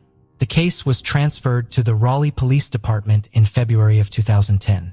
Cell phone records showed that Philip Hobs never called his wife's cell phone, trying to get in contact with her after the date he claims she left their home. The last communication from Tavita's cell had been on November 24, 2008, when she sent a text to her boss, abruptly quitting. According to Tavita's boss, Tavita had seemed very happy in her position, and there have been no indications that she had been planning to leave the company, especially without giving advance notice. Tavita had also never picked up her last paycheck. If she did leave North Carolina for California, she had done so with very little money. The investigation into Tavita's disappearance was hindered by the amount of time that had passed since she had last been seen, but authorities did their best to perform a thorough investigation. They canvassed her neighborhood Tavita had, but due in part to the many times Tavita had to relocate during her adult life, she had few close friends. Police had a difficult time finding people who could provide insight into Tavita's personal life. They also searched the home Tavita and Philip had shared and used ground-penetrating radar to search the property surrounding it. They found nothing. In March of 2019, a search warrant affidavit from the previous month was unsealed.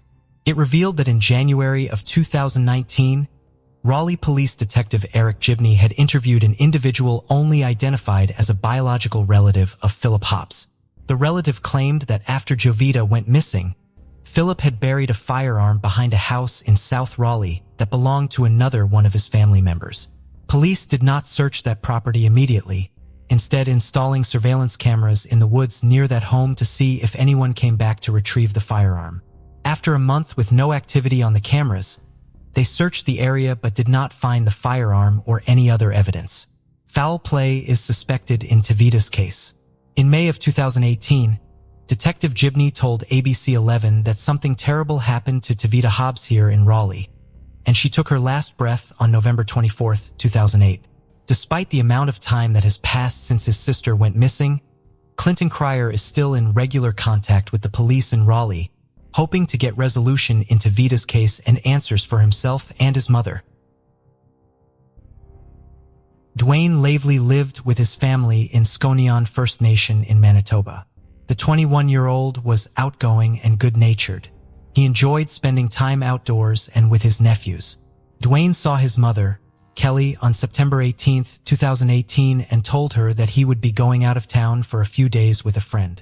Kelly was in contact with Dwayne on September 21st via text, but that will be the last time she ever heard from him.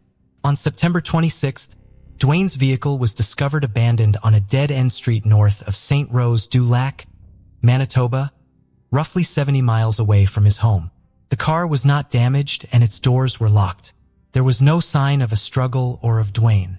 The discovery of the car triggered a massive search for Dwayne. Investigation by the Royal Canadian Mounted Police would reveal that the last sighting of Dwayne was on September 22nd at around 2 p.m. Dwayne was seen putting gas in his vehicle at a gas station in the Ebb and Flow First Nation, 25 miles east of where the vehicle would eventually be found. The air and ground search was initially focused on the outskirts of ebb and flow. In addition to the resources from the RCMP, the effort received an enormous amount of support from the community, both in Skonan and in ebb and flow. Dwayne's family, immediate and extended, has been a major part of the search effort. The Bear Clan Patrol, a community-based safety organization for the Aboriginal community, was also involved in the ground search. Helicopters scanned the area from the air, and individuals on foot and on horseback looked for Dwayne on the ground. The areas being searched were difficult to cover due to high grasses and dense vegetation. As the search continued, the conditions the volunteers faced became even worse. By October, snow was falling in the search area. The weather complicated efforts to find Dwayne, but between 50-70 per day were still coming out for searches. In the spring of 2019, volunteers were still out searching for any sign of Dwayne, even in the cold and rain. In May of 2019, the RCMP conducted another air and ground search of their own near where Dwayne's vehicle was found. By that time, they had also interviewed more than 80 people as a part of their investigation. By the fall of 2019, that number had risen to over 100. In addition to conducting physical searches, Dwayne's family has also held marches and started a Facebook group to spread information for volunteers and ask for information from the public. As the first anniversary of Dwayne's disappearance approached, there appeared to be progress in the case. In early September, the RCMP began to re-interview witnesses. The family's Facebook page generated some new tips that were turned over to the RCMP. There are rumors that the RCMP has a new piece of evidence in the case, but they cannot comment on this rumored evidence due to the ongoing nature of the investigation. While there has not been a major break in the case, having the RCMP focused on Dwayne's case gives his family reason to feel optimistic that they will finally get some answers. Dwayne's parents continue to travel every weekend to search for their son. They also organized a large search for Dwayne on the anniversary of his disappearance. While they have had a lot of support from the community in the form of volunteers, monetary donations, and donated supplies, they have exhausted their own financial resources, just trying to pay for the gas needed to travel to search for Dwayne because Dwayne would not have walked away and cut off all communication. His family believes that he is no longer alive. They are imploring anyone with information to come forward so that they can find Dwayne and give him a proper burial. In 1994, 30-year-old Tamara Bradley was employed by Federal Foam Technologies in Minneapolis, Minnesota. However, the company was preparing to move to Wisconsin. Tamara believed that commuting there from her home in Blaine, Minnesota would not be practical. Since she wanted to stay with a company, she was looking for a new home closer to the company's new headquarters. Tamara planned to spend the first weekend in October looking at such houses. On the night of Thursday, September 29th, she dropped off her 5-year-old son to spend some time with his grandfather, Tamara's former father-in-law. She then had dinner with a friend. Tamara went to work on September 30th. A coworker saw Tamara as she was leaving for the day around 3:30 p.m. According to the coworker, Tamara was driving north on Washington Avenue, which was the way she normally went to get home. This coworker be the last person to see her. When Tamara's former father-in-law arrived to drop off her son on October 2nd, she was not home to meet them as planned. Tamara's son is the main reason why her family does not believe she would have willingly disappeared. While she was a dedicated employee and loved her large family, she was one of 6 siblings. Nothing in her life was as important as her son, and she could not have left without him voluntarily. A major piece of evidence that was not immediately tied to Tamara's case was found on Monday, October 3rd, the day after Tamara was first noticed to be missing. Her car, a 1988 Buick Century Custom, was found parked in a rush hour, no parking zone at the front of the Greyhound bus terminal on Hawthorne Avenue in Minneapolis. The car was not immediately connected with Tamara's disappearance and was towed to an impound lot. Because the car had never been issued a parking ticket, police do not believe that it had been there for very long before it was towed away. When police finally learned that Tamara's car was at the impound lot, they went to search it. Inside, they found the keys to the car as well as several of Tamara's uncashed paychecks and a child support check. Tamara's family does not believe that she could have driven the car to the Greyhound station because of the position the driver's seat was in when the car was found. Tamara was only 5 foot 4 inches tall, and the seat had been positioned all the way back as though someone very tall had last driven it. Someone may have left the car near the Greyhound station so that authorities would assume Tamara had gotten on a bus. However, they failed to get rid of the checks in the car that Tamara most likely would have cashed had she actually decided to leave town and start a new life. There has been no new activity on any of Tamara's financial accounts since she went missing. Following Tamara's disappearance, her youngest sister, Wendy, was awarded custody of Tamara's son. Today, Tamara's mother is in poor health and the rest of the family is hoping for closure in Tamara's case while she is still alive. On November 10, 2016, 54-year-old Paul Brazo attended his son's wedding in Spokane, Washington. His date for the evening was his mother Donna. According to the other guests at the wedding, Paul was in good spirits all night. After the wedding, Paul returned to his home in Springdale, Washington in Stevens County. Paul shared the home with his mother so that he could help take care of her. Tired from the wedding, Donna began to get ready to go to sleep after arriving home. Paul, on the other hand, was not ready to turn in for the night. He told his mother that someone was picking him up and that he would be home the following day. Donna did not ask her son where he was going or who was picking him up. Donna was concerned when Paul did not arrive home when he told her he would, but did not call the police until he had been gone for 48 hours and there was no doubt that something was wrong. Paul's family does not believe that he would willingly disappear. He was very close with his family and loved his mother, who depended on his help dearly.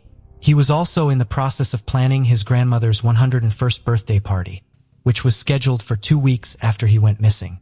According to his family, Paul would not have willingly missed the event.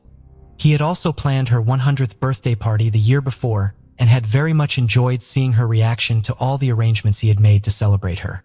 Paul was more than just a loving family man, however. He did have a checkered past and a criminal record. His family fears that he angered the wrong person from his time being involved with drugs. Paul's past has given rise to many rumors about the terrible things that could have happened to him. One of these rumors claims that Paul was killed and dumped on a mountain in a rural part of Stevens County. However, that mountain is large and home to numerous caves and abandoned mine shafts. Unless someone calls it a more specific tip and narrows down the search area, authorities can do little with this potential information. While they are not optimistic that Paul is still alive, his family believes that his case is solvable. They continue to hope for answers in Paul's case. On May 2, 2009, the small town of Wausau, Wisconsin, was shaken by a horrific crime. Brianna Marie Schneller, an 18-year-old girl, became the victim of an act marked by unfathomable cruelty. The tragedy deeply impacted the community, but what made it even more shocking was the motive behind the crime. Brianna was known for her vibrant personality and zest for life. She loved Mexican cuisine, music, dancing, and roller coasters. Academically, she was diligent and excelled as the top student at Everest High School in Washington, according to her parents, Craig and Lori Schneller. That summer, she had planned a trip to Tennessee to compete in a prestigious national competition held by a nonprofit organization for students in professional and technical fields, where she would present her project. She was the only student from Wisconsin to qualify for this honor. Brianna dreamed of a future in restaurant management and aspired to start her own business in the food service industry. To prepare for this, she worked part-time at El Mezcal, a restaurant in Rib Mountain, where she earned praise from friends, colleagues, and patrons alike for her kindness and dedication. Her life was filled with promise and major milestones were just around the corner. She was weeks away from graduating high school and marrying her 22-year-old fiancé, Sebastian Ramirez. Although her parents initially opposed their relationship due to the age difference, they had come to support her choices and happiness. Brianna's tragic death not only cut short a life brimming with potential, but also left the community grappling with the senselessness of the act. In their view, their daughter had matured too quickly. However, after getting to know the young man better, they trusted him. It was evident that he genuinely loved Brianna and had serious intentions regarding their future together. The couple moved in together, renting an apartment on 12th Avenue in Wausau along with Sebastian's 19-year-old brother, Hugo. Outwardly, it seemed that the trio got along well and lived peacefully. Many envied their friendship. The brothers supported Brianna's interests as they also worked at a restaurant called El Tequila Salsa in the same area. It is possible that one workday was when Sebastian and Brianna met each other. In any case, no one expected that a horrific tragedy could disrupt the plans and dreams of the two lovers. The morning of May 2nd, 2009 began as usual. Sebastian was the first to rise in the house. He didn't want to wake the girls sweetly sleeping beside him. It was a day off and she didn't need to rush to school. While the young man was in the shower, Brianna woke up. They exchanged sweet greetings and discussed their plans for the day. Meanwhile, Sebastian tried to wake up Hugo, who had come home in the early morning and had clearly overdone it at a party the night before. After that, Sebastian left for work, which was only a 5-10-minute walk away. His younger brother followed soon after. The girl stayed home alone. She exchanged messages with her mother and then got on with her tasks. That day, Hugo felt restless. He had a headache from too much drinking and regretted overindulging. Struggling to focus, he decided to swap lunch breaks with a colleague, and at 1:20 p.m. he headed home to catch some sleep. When he entered the apartment, nothing seemed unusual at first. However, as he walked further, he noticed a disorder in his brother's and his girlfriend's room. For some reason, Brianna was lying on the floor. Hugo rushed to her and asked what happened, but she did not respond. He didn't immediately notice the blood. The young man moved the towel that had been covering her face and screamed. She was unrecognizably disfigured. He grabbed the phone to call the emergency services, but his hands were shaking and his mind was foggy. Nevertheless, he knew he had to act, and he ran to his neighbor's apartment, the floor below. Through tears, young Ramirez tried to explain what had happened and asked the woman to call for help. At 1:30 p.m., the emergency services received a call. Despite it being a Saturday, the day was far from peaceful. Unfortunately, incidents often occur on days when people are supposed to relax. The woman on the other end of the line reported that she was calling on behalf of a neighbor. He had asked her to summon emergency medical services for his brother's girlfriend. The unfortunate woman lay on the floor with cuts on her body and a disfigured face, showing no signs of life. Police and paramedics were dispatched to the address immediately. The parking lot of the apartment building was crowded, but one individual stood out from the crowd and approached them. It was Hugo Ramirez. He led the officers to the apartment. The young man could barely speak, so he simply pointed out the shocking scene. At the center of it all lay Brianna, her body bearing deep wounds. Stab wounds were evident on her chest, neck, and wrist. The officers asked the young man to leave the room while forensic specialists began their examination. One speculated that the victim had been lying there for some time as the blood scattered everywhere had already started to dry. It was clear she had fought back as evidenced by the defensive cuts on her arms. However, the assailant had overpowered her. The crime scene was rife with evidence.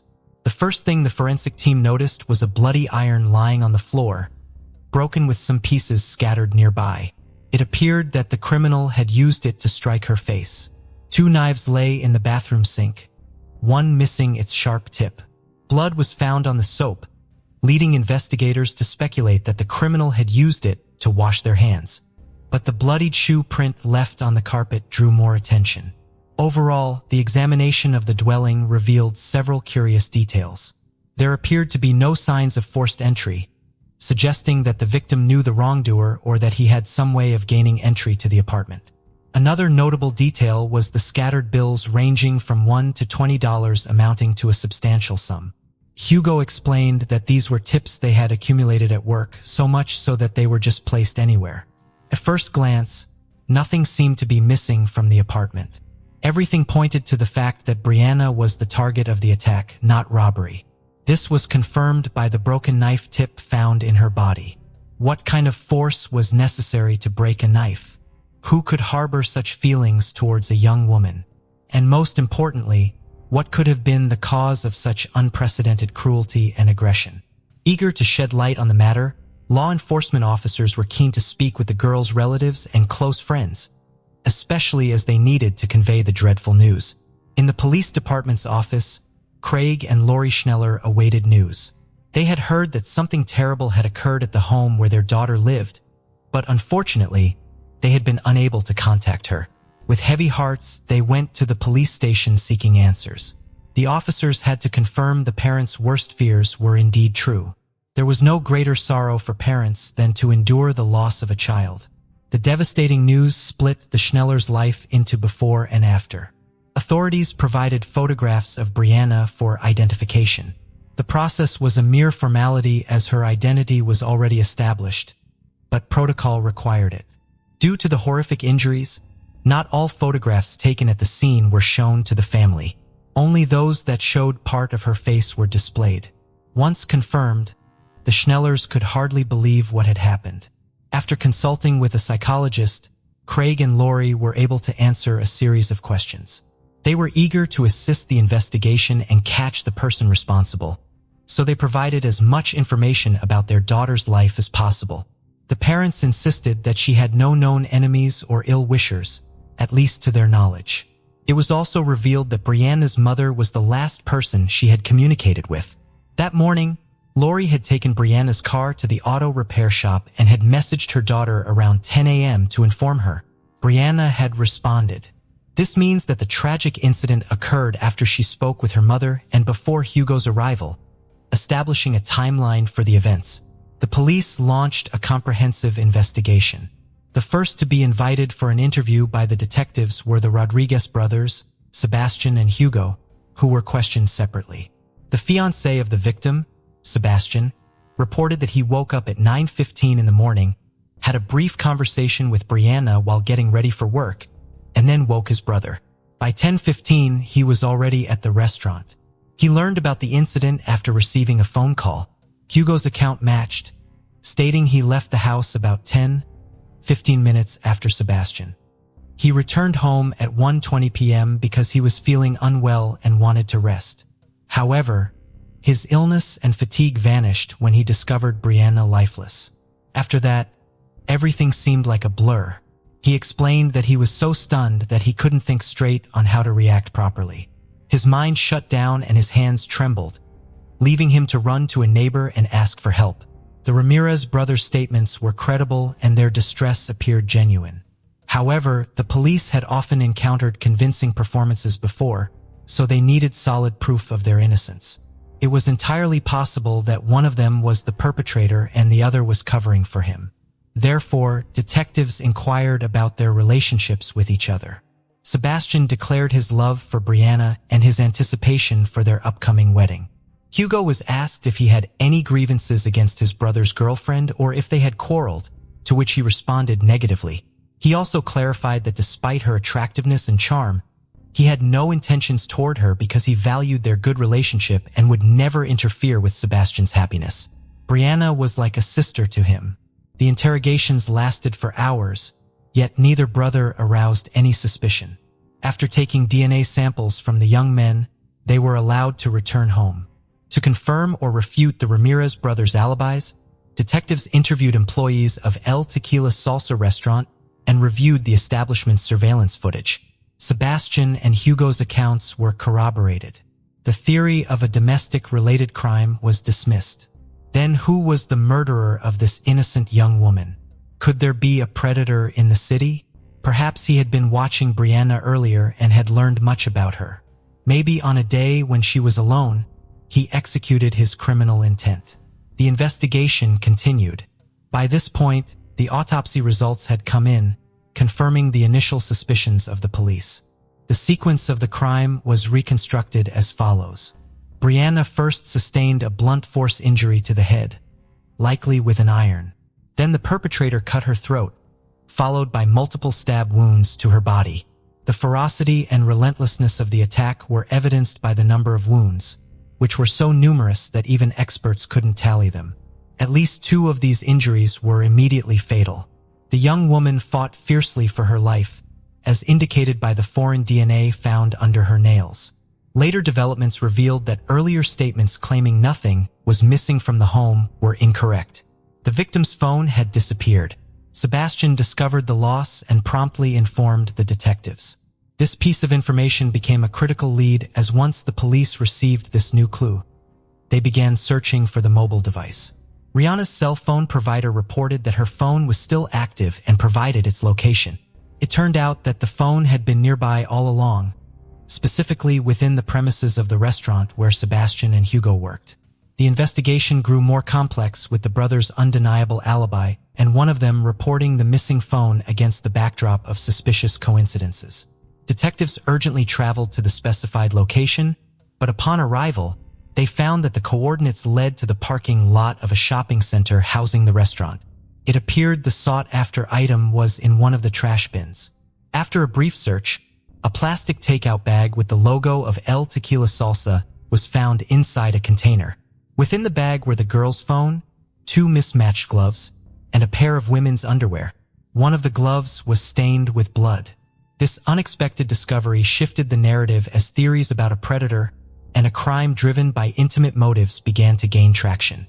The bag and its contents were sent to the laboratory for further examination, potentially still holding fingerprints or DNA from the perpetrator. When shown a photo of the contents, Sebastian recognized his girlfriend's underwear. The investigation proceeded with numerous interrogations of the restaurant staff. On May 5th, everyone was asked to provide DNA samples and undergo examinations for any scratches or injuries. Additionally, both the external and internal surveillance footage of the building and neighboring establishments was thoroughly reviewed. The police had a considerable task ahead of them to determine who had disposed of the bag. Initially, a kitchen worker attracted attention because he was notably late for work, arriving when Brianna was already lifeless. However, the young man had an alibi. He had been stopped for speeding on his way to the restaurant. Nonetheless, reviewing the surveillance footage proved invaluable to the investigation. Another individual, the 24-year-old kitchen manager, Raul Ponsaroca, became a person of interest. On the day of the crime, he left the building at 10:18 a.m. wearing a brown hoodie and returned at 10:53 a.m. without it. During questioning, he was asked about his whereabouts and intentions. Raul explained that he'd gone to pick up his friend Luciano, a dishwasher at the restaurant. Interestingly, Luciano lived in the same building as Brianna, Sebastian, and Hugo. When asked how long his errand took, he said about 20 minutes. But there was a problem with the timeline. What happened in the remaining 15 minutes? Raul refused to explain. Meanwhile, Luciano confirmed Raul's story, saying they did not stop anywhere on their way to work. However, the 15-minute discrepancy continued to trouble the detectives, and Raul's behavior raised questions. He had cuts on his hands, which he attributed to working with knives. Raul was clearly suspicious, but there wasn't enough evidence for his detention. By May 9th, it was established that on May 2nd, at 1:16 p.m., a single employee exited the back door of El Tequila Salsa, and at the same time, only one person approached the trash bins. Identifying the suspect took little time. When his name was announced, the investigative team was not surprised. It was not Sebastian or Hugo Ramirez, as initially thought, but the suspect, Raul Ponsaroca. When a search warrant was obtained for his home, curious details about the manager's life emerged. Under the mattress of his bed were found 4 pairs of women's underwear, several adult videos along with a brown hoodie, and a glove resembling the one found in the trash bin. On the same day, Raul's DNA samples were sent for comparison with those found on the plastic bag. A strand of female hair found on his clothing was also analyzed. Everything pointed to the victim, Brianna. It was just a matter of matching the test results. Raul was arrested on suspicion of first-degree murder. When it became known that the alleged perpetrator had been found, Sebastian couldn't believe his ears. He never thought his colleague capable of such cruelty. The main question that troubled him was, why did he do it? They hardly knew Brianna and had only seen her in passing. Raul had always seemed like a kind and cheerful guy, someone who wouldn't hurt a fly. But the answer was found. The trial of Raul Pons Rocha took place in 2011. Despite the lengthy investigation, Pons Rocha never admitted guilt and consistently denied any involvement in the crime. However, the prosecution presented compelling evidence. The defendant's DNA was found on all key pieces of evidence: the iron, the knives, the plastic bag and its contents, and under Brianna's fingernails. Additionally, a shoe print found on the carpet at the crime scene matched the size and pattern of the suspect's shoes. The investigation painted a clear picture of the events. On May 2, 2009, Raul arrived at work at 9 a.m. En route to the restaurant, he passed the victim's house, a place that had long piqued his interest. Not seeing her car, he assumed she was out and saw it as an opportune moment to enter her apartment and take what he desired. The accused had a peculiar habit of collecting women's underwear, the evidence of which was found under his mattress. After the Rodriguez brothers arrived at work, Raul left the restaurant under the guise of picking up Luciano. Instead of signaling his friend immediately upon arrival, he entered the victim's apartment. He easily unlocked the door and entered. It appears he went into Brianna's room and began rummaging through her belongings. He was likely caught off guard at that moment. Otherwise, he could have excused his unexpected presence by claiming he was looking for one of the brothers and that the door had been open. Realizing the absurdity of the situation and fearing recognition, he struck her with the first object he could find, an iron. He then slashed her throat with a knife, followed by inflicting multiple injuries. The investigation concluded that the process of taking her life seemed to gratify him, as evidenced by the excessive number of wounds inflicted on the poor victim. It also noted that Raul used multiple knives during the attack. Afterwards, the culprit tried to cover his tracks by washing his hands and removing his jacket, as he still had to meet Luciano and drive him to the restaurant. He then resumed work as if nothing had happened, which was captured on the kitchen's video recordings. When many staff took their lunch breaks, he seized the moment to dispose of the bag containing the evidence in a trash bin. Shortly before the trial, Raul stated that he indeed met with Brianna, but did not end her life. However, when he left, Sergio stayed with Brianna, apparently having an argument. The defendant's statement raised additional questions and investigations. The information he provided was subject to verification. Moreover, the individual he mentioned was abroad. Nonetheless, authorities managed to contact Sergio. He even appeared at the trial to testify his non-involvement and refute Raul's slander. The young man easily proved that he was not in the country on the day of the crime. Weeks before, he had left to care for his gravely ill father in Mexico. Apparently, the defendant hoped that contact with Sergio would not be established, thereby sowing a seed of doubt among the jurors. However, his plan failed.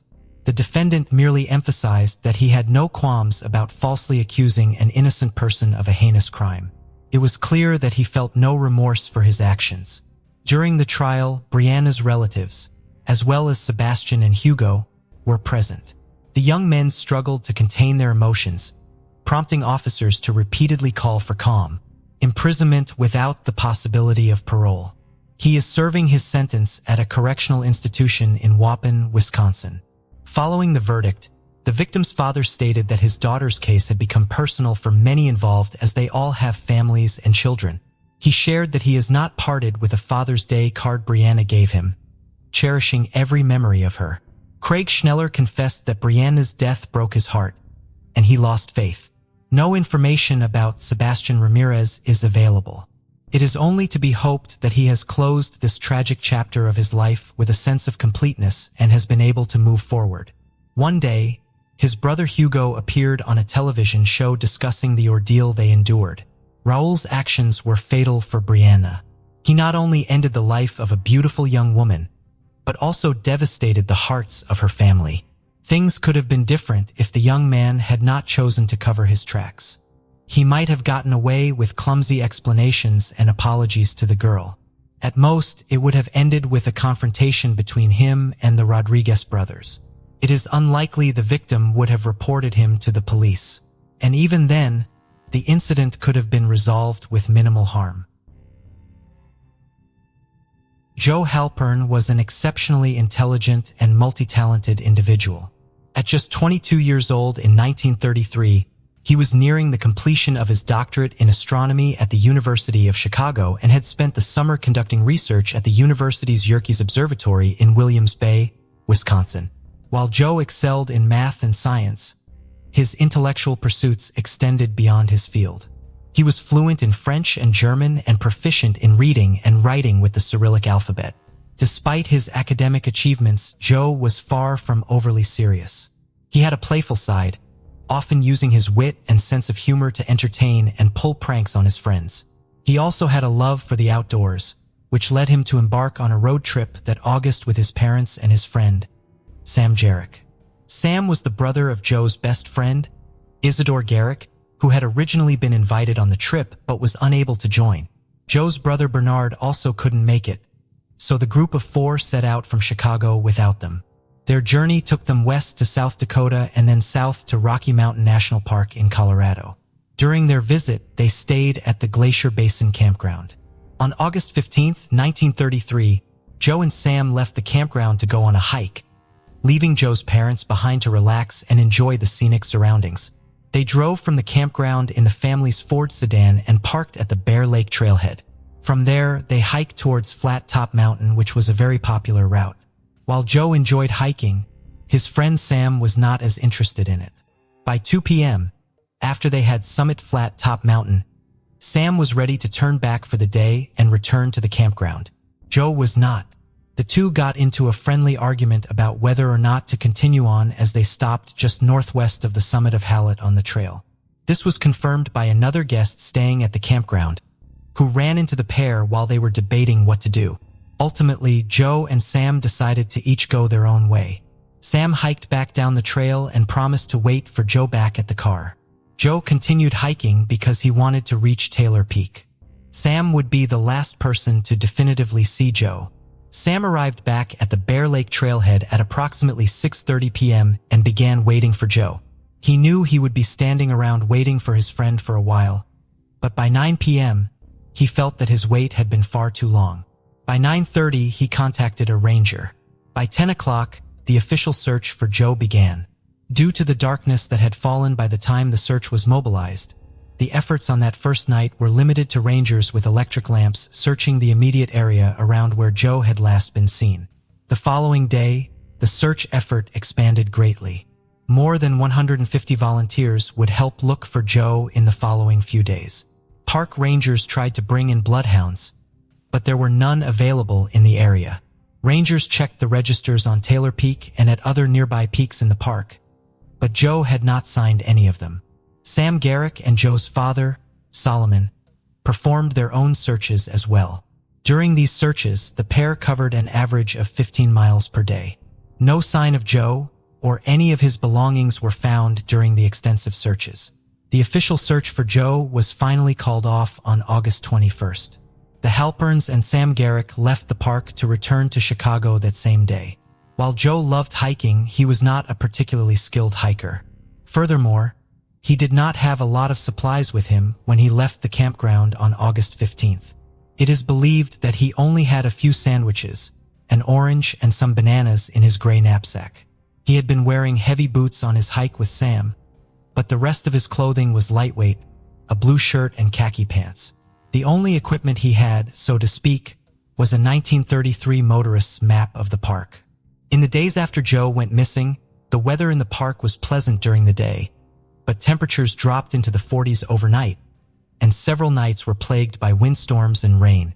Even if Joe remained alive in the park after his first night, he would have been cold, wet, and hungry, which would have severely reduced the chances that he remained alive as the days passed on. The superintendent of Rocky Mountain National Park, Edmund Rogers, indicated in his monthly report for August of 1933 that he believed that Joe had ended up trying to descend from Taylor Peak too late in the day, after it had gotten dark. In the darkness, he tripped and fell, and he and his belongings ended up stuck in a crevice where the search teams could not find them. This is, of course, the most simple and logical answer to this mystery. Joe's nephew, Roland Halborn, has put forth an alternate but related theory. He thinks that it is possible that his mischievous uncle, who was known to play tricks on his friends, tried to play a prank on Sam Jarek. Sam was expecting to wait for Joe back at the trailhead because he was going back there directly, while Joe was hiking up Taylor Peak. Joe may have decided to try to beat Sam back to the trailhead to startle him. He could have done this if he came back down via the Tyndall Glacier. In his haste to carry out the joke, he could have fallen off a cliff or into the glacier itself. Joe's parents, however, did not give up hope that he had somehow made it out of the park alive. They feared that their son may have hit his head and developed amnesia and was wandering around unsure of who he was or how to contact them. The Halberns, who had worked with the park service while searching for Joe immediately after his disappearance, also reported him missing to the police after they arrived home, in case Joe had made it out of the park and out of the park service's jurisdiction. Solomon Halpern wrote to the superintendent of the park, telling him that he and his wife had taken this action in case Joe had wandered away due to some injury having affected his reason or memory or for some other reason. The Halperns realized that there may have been some other reason for Joe to disappear when they reached out to Joe's best friend, Isidore Garrick. Isidore provided them with letters Joe had written to him, and those letters hinted at the possibility that Joe was not as satisfied with his life and career path as he had appeared. Joe was apparently struggling under the burden of his own intelligence and was becoming disillusioned with the transient lifestyle of sailors and outdoorsmen. While Isidore was positive that Joe would not have hurt his loved ones by leaving without warning, Joe's parents were just happy to have one more reason to believe that their son was still alive somewhere. Their hopes were further bolstered in 1934 when a family acquaintance came to visit their house. The acquaintance had never met Joe and did not know about his disappearance. But when he saw a picture of Joe on display in the home, he told the Halberns that he had seen the man in the picture begging for food outside of a restaurant in Phoenix, Arizona in the winter of 1933. The Halberns immediately reached out to the owner of the restaurant, who agreed to help them. They sent him a picture of Joe, and he took it to the Phoenix police. They, in turn, took the picture to an area transient camp, and some of the boys living there claimed that Joe had been staying there 3 months earlier, although using a different name. In 1936, a family friend of the Halberns named Sam Greenfield wrote to the FBI stating that he believed Joe had been working for the Lewis Brothers Circus in 1935 and using the name Louis Hollenbach. A man with that name was eventually identified, but his age precluded him from being Joe. Neither of these sightings were ever substantiated, but kept hope alive for the Halberns. For years, they continued right to the FBI, as well as to President Franklin Delano Roosevelt, asking for help in finding Joe. Joe's fingerprints were available because he had provided them when he opened a postal account. The FBI agreed to put these prints in a missing persons file, but since there was no evidence that a federal law had been broken in relation to Joe's disappearance, there was little else they had the authority to do. Joe's parents petitioned the courts to have their son legally presumed dead in 1950. But as their continuing search for him shows, they do not appear to have ever really given up hope that they would one day find and be reunited with their younger son. Over the years, they kept in contact with Joe's best friend Isidore through the mail. They eventually moved away from Chicago and onto a farm in Indiana. In addition to the main house, the Halperns also had 2 small guest cabins on their property. One was for their older son Bernard and his family to stay in when they came to visit, and the Halperns hoped that the other cabin would one day serve the same purpose for Joe. Sam Jarrick eventually became a physician, had children, and then passed away in 1976. Isidore Garrick, Joe's best friend, passed away in 1981. He had a daughter, Linda, who would one day be the person who provided Roland Halpern with Isidore's copies of letters he had sent out after Joe's disappearance. In these letters, Isidore asserts to Joe's parents and to the Park Service that Joe would not have intentionally disappeared. Isidore kept this correspondence and other documents related to his friend's disappearance with his personal papers until his death. Joe's older brother Bernard would have a son, Roland Halpern, almost 20 years after Joe vanished. Roland has described his father as being very stoic, an attitude he attributes to his father's life during the Great Depression.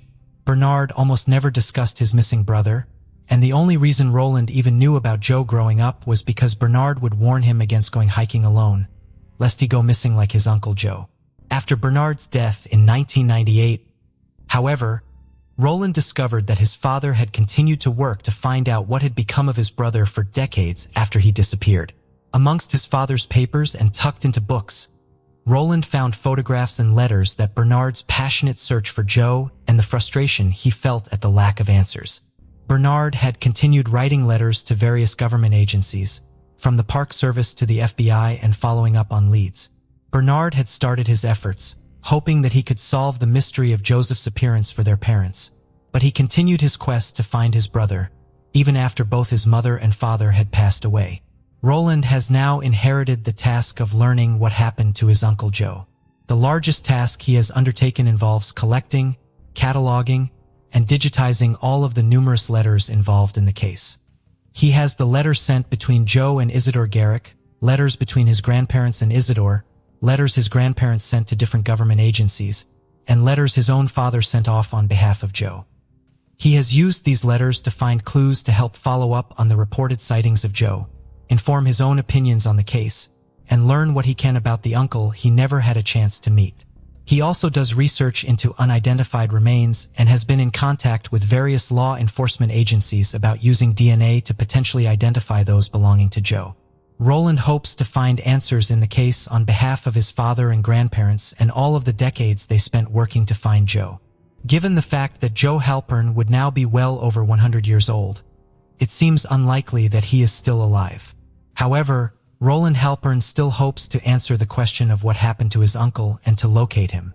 While it may seem that the only benefit of locating Joe's remains would be the peace it would bring to Roland and his family, it would also have more practical and tangible benefits. Joe's parents are both buried in Florida. Roland has purchased a burial plot near where they are laid to rest in hopes of one day burying the remains of the son they spent so many years searching for close to them. Thank you for joining us on this journey into the depths of unsolved mysteries.